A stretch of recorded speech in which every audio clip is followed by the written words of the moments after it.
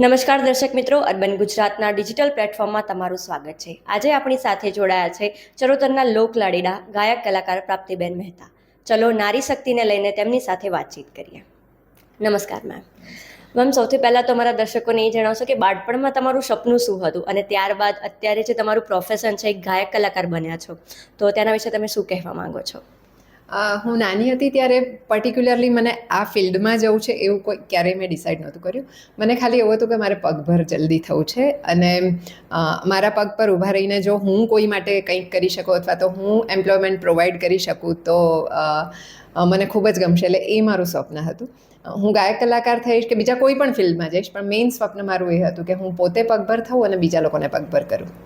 હું જ્યારે આ ફિલ્ડમાં આવી ત્યારે હજી આપણે ત્યાં સમાજ એટલો ઓપન માઇન્ડેડ નહોતો થયો, એટલે ઇન્ક્લુડિંગ માય પેરેન્ટ્સ. શરૂઆતમાં થોડો વિરોધ જ હતો, કારણ કે રાત્રે જવું પડે, મોડા સુધી બહાર રહેવું પડે, એટલે બધાનો જ વિરોધ હતો સમાજનો. અને અમારા ઘણા બધા સગા પણ અહીંયા આણંદમાં જ રહે છે, એટલે બધાને સમાજના લીધે એ લોકો મને પહેલાં શરૂઆતમાં ના પાડતા, પણ પછી એમણે જોયું કે હું બહુ મક્કમ છું મારા ઈરાદામાં કે ના, મારે ગાયક કલાકાર બનવું જ છે. પછી એ લોકોએ ખૂબ સપોર્ટ કર્યો.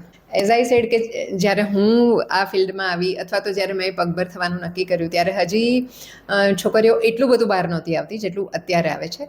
તો સામાજિક ધારાધોરણ આપણા એવા છે કે ઘણા લોકો મને ખૂબ પાછળથી પજાવતા એવું કહીએ તો ચાલે. સામેથી કોઈની બોલવાની કાંઈ હિંમત નથી, પણ પાછળથી ઘણું બધું સાંભળવા મળતું. શરૂઆતમાં થોડી ડિસ્ટર્બ થતી, પણ પછી ધીમે ધીમે હું એટલી સ્ટ્રોંગ થઈ ગઈ કે, અને પ્લસ મારા ફિલ્ડમાં હું એટલી આગળ આવી કે પછી કોઈને બોલવાનો કંઈ સ્કોપ જ ના રહ્યો. મેમ, અત્યાર સુધી સમાજમાં મહિલાઓને લઈને કેવા પરિવર્તન આવ્યા છે?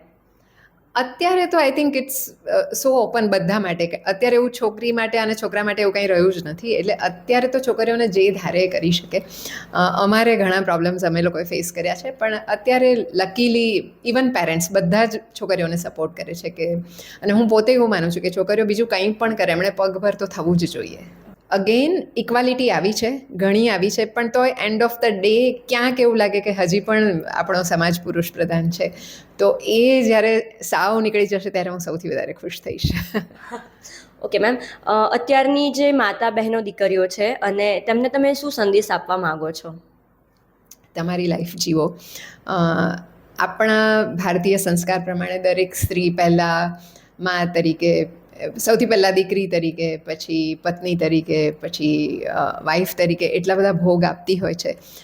તો વાંધો નથી, આપણી કૌટુંબિક જે સામાજિક વ્યવસ્થા થયેલી છે એ પ્રમાણે જીવવામાં વાંધો નથી, પણ એની સાથે સાથે તમારું અસ્તિત્વ ન ભૂલશો અને તમારી જિંદગી જીવવાનું ના છોડશો.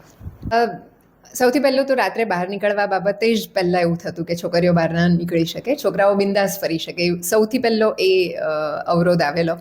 અને ઓન સ્ટેજ પણ એવું થાય કે ઘણીવાર કોઈ ખરાબ રીતે વાત કરે તો છોકરીઓ જલ્દી જવાબ ના આપી શકે, પણ લકીલી હું એટલી નીડર છું અને મેં ક્યારેય એ સેન્ટેન્સ મારા મનમાં મેં ક્યારેય આવવા જ નથી દીધું કે હું છોકરી છું એટલે આ કરી શકું, આ ન કરી શકું. અને મને એવું પણ યાદ છે કે હું નાનપણથી ક્યારેય મારી સામે જો કોઈ એવું બોલે ને કે તું છોકરી છે એટલે આ નહીં કરવાનું, તો હું પહેલું કરું.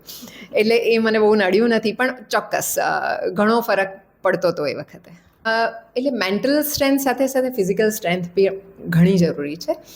અગેન એમાં તમે ગમે તેટલું કરશો તો એ પુરુષ સમઅવડા થવું થોડું અઘરું છે, પણ જો મેન્ટલી તમે બહુ સ્ટ્રોંગ હશો ને તો કોઈ એ તમારો ઓરા જ એવો ક્રિએટ કરે કે સામેનો માણસ તમને અપ્રોચ જ ન કરી શકે, જેવું મારી સાથે બને છે.